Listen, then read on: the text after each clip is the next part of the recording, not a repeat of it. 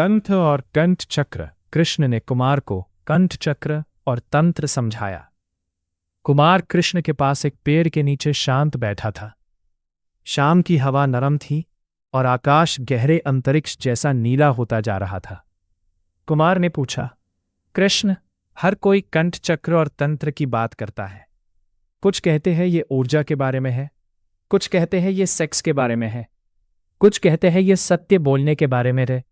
मैं भ्रमित हूं। कृपया इसे सरल तरीके से समझाइए। कृष्ण मुस्कुराए। कंठ चक्र क्या है? कृष्ण ने कहा, कुमार, हर मनुष्य के भीतर ऊर्जा और चेतना के अलग अलग स्तर होते हैं। कंठ केंद्र, जिसे विशुद्ध चक्र कहा जाता है, वो स्थान है जहां तुम्हारी आंतरिक दुनिया अभिव्यक्ति बन जाती है। कुमार ने पूछा, अभिव्यक्ति मतलब बोलना? कृष्ण ने उत्तर दिया, सिर्फ बोलना नहीं। अभिव्यक्ति का अर्थ है तुम्हारे शब्द, तुम्हारा सत्य, तुम्हारी रचनात्मकता, तुम्हारा गायन, तुम्हारी मौन अवस्था, यहां तक कि वो कंपन जो तुम अपने भीतर धारण करते हो। इसे विशुद्ध क्यों कहा जाता है? कृष्ण ने एक कटोरे में गंदा पानी उठाया। वे शांत होकर प्रतीक्षा करने लगे। धीरे धीरे मिट्टी नीचे बैठ गई और पानी साफ हो गया। कृष्ण बोले, यही विशुद्ध है। शुद्धि का अर्थ नैतिक रूप से पूर्ण बनना नहीं है, इसका अर्थ है स्पष्ट होना। फिर कृष्ण ने समझाया, जब भय, क्रोध, इच्छा, भ्रम और अहंकार शोर करते हैं, तब वाणी बन जाती है प्रतिक्रियात्मक, असत्यपूर्ण, बेचैन, बाध्यकारी। लेकिन जब चेतना शांत हो जाती है, तब वाणी बनती है सत्यपूर्ण, उपचारकारी, शक्तिशाली, शांतिपूर्ण। लोग तंत्र को सेक्स से क्यों जोड़ते हैं? कुमार झिझकते हुए बोला, फिर लोग तंत्र को सेक्स से क्यों जोड़ते हैं? कृष्ण हल्के से हंसे, क्योंकि लोग रहस्य और सुख की ओर जल्दी आकर्षित हो जाते हैं। लेकिन सच्चा तंत्र इससे कहीं बड़ा है। कृष्ण ने रेत में एक दीपक बनाया। उन्होंने कहा, तंत्र का अर्थ है ये समझना कि ऊर्जा, चेतना, श्वास, ध्वनि, मन और जीवन आपस में कैसे जुड़े हैं।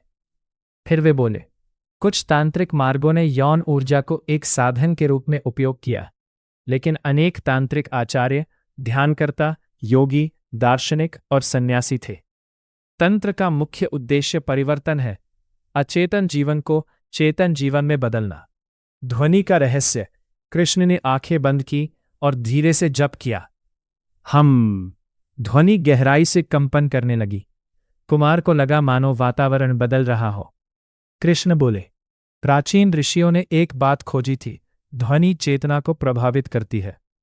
उन्होंने समझाया, क्रोधित शब्द मन को बदल देते हैं, प्रेमपूर्ण शब्द हृदय को बदल देते हैं, संगीत भावनाओं को बदल देता है, मंत्र ध्यान को बदल देता है।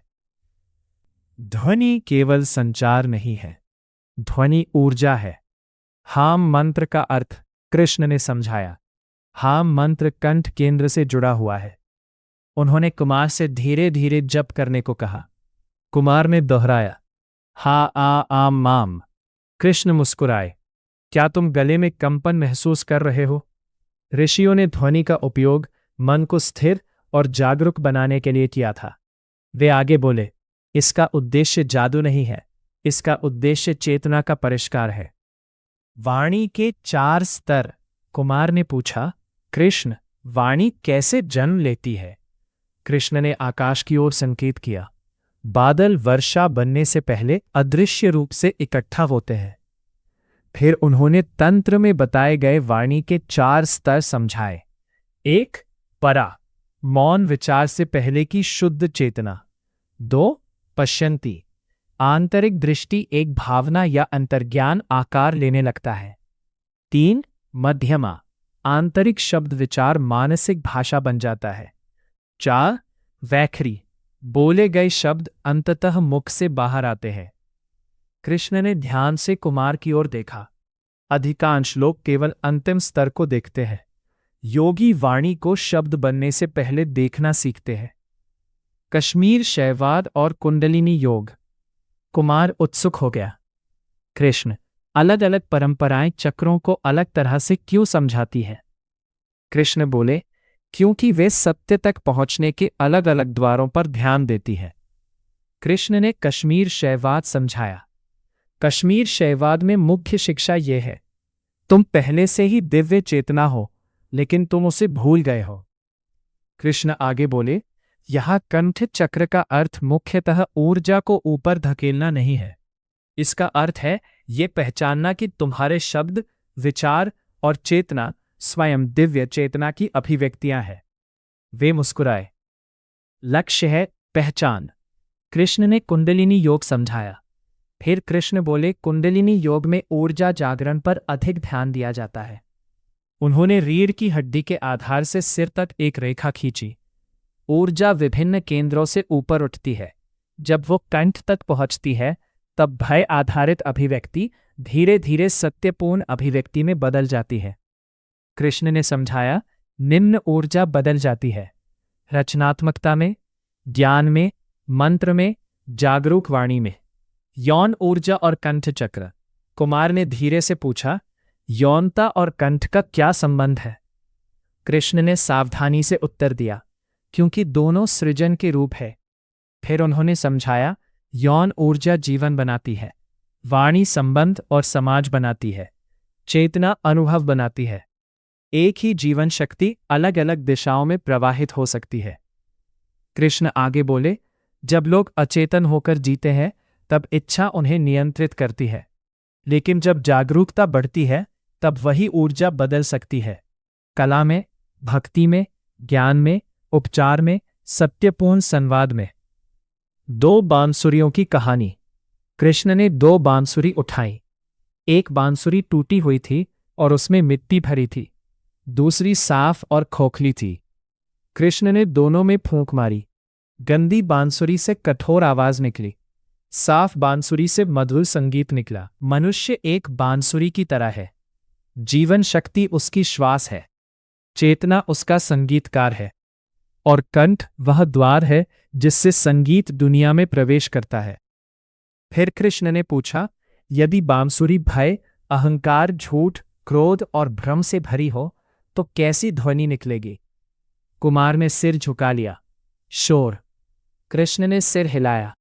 लेकिन जब भीतर का मार्ग साफ हो जाता है, तब तुम्हारे शब्द संघर्ष नहीं, शांति लेकर आते हैं। अंतर्ज्ञान, दैनिक जीवन के लिए व्यावहारिक समझ।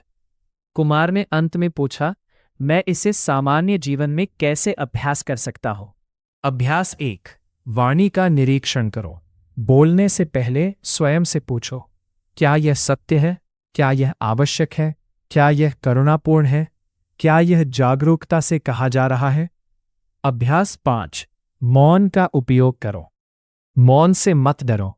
कभी कभी मौन शब्दों से अधिक शुद्ध करता है। अभ्यास 3, धीरे धीरे मंत्र जपो। धीरे से जपो।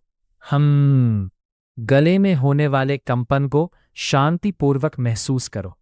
प्रदर्शन के लिए नहीं, जागरूकता के लिए। अभ्यास 4, भोगा ऊर्जा को देखो। धीरे धीरे भावनाओं को देखो। जब को भावना शब्दों में विस्फोट करना चाहती है, रुको, प्रतिक्रिया को समझ में बदलो। अभ्यास 5, सामंजस्य से बोलो। जब विचार, भावना और कर्म एक दूसरे के साथ सामंजस्य में आ जाते हैं, तब कंठ चक्र स्वाभाविक रूप से संतुलित हो जाता है। अभ्यास 5, कृष्ण की अंतिम शिक्षा। रात पूरी तरह शांत हो चुकी थी। कृष्ण ने कुमार की ओर देखकर कहा, कंठ चक्र रहस्यमयी बनने के बारे में नहीं है, यह स्पष्ट बनने के बारे में है। फिर वे बोले, जब चेतना शुद्ध होती है, तब वाणी सत्यपूर्ण हो जाती है। जब वाणी सत्यपूर्ण होती है, तब संबंध शांतिपूर्ण हो जाते हैं। जब अभिव्यक्ति जागरूक हो जाती है, तब ऊर्जा विनाशकारी नहीं रहती। कृष्ण हल्के से मुस्कुराए। सच्चा तंत्र अचेतन ऊर्जा को जागृत जीवन में बदलने की कला है।